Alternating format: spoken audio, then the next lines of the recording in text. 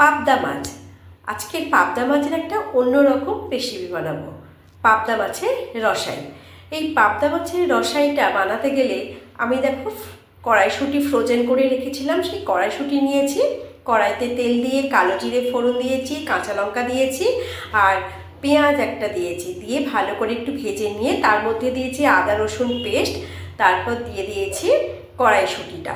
একটু সুন্দর করে ভাজা গন্ধ বেরোলে তার মধ্যে দিয়ে দেবো নুনটা দিয়ে ভালো করে মশলাটা নেড়ে নেবো।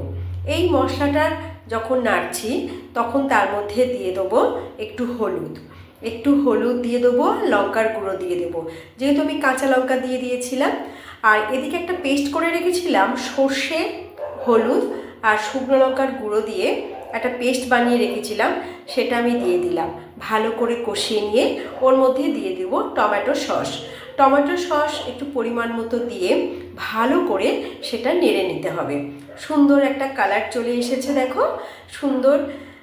তারপর যত ভালো করে কষবে মশলার গন্ধটা, কাঁচা গন্ধটা বেরিয়ে যাবে, তারপরেই দিয়ে দিতে হবে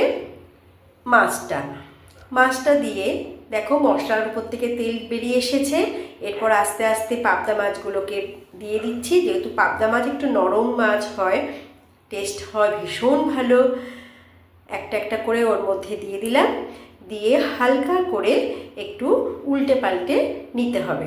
হালকা করে উল্টে পাল্টে নিয়ে ওর মধ্যে দিয়ে দিলাম ধনিয়া পাতা কুচি দিয়ে এবার একটু সামান্য জল দিয়ে ফুটিয়ে নিয়ে হয়ে যাবে পাবদা মাছের রসাই।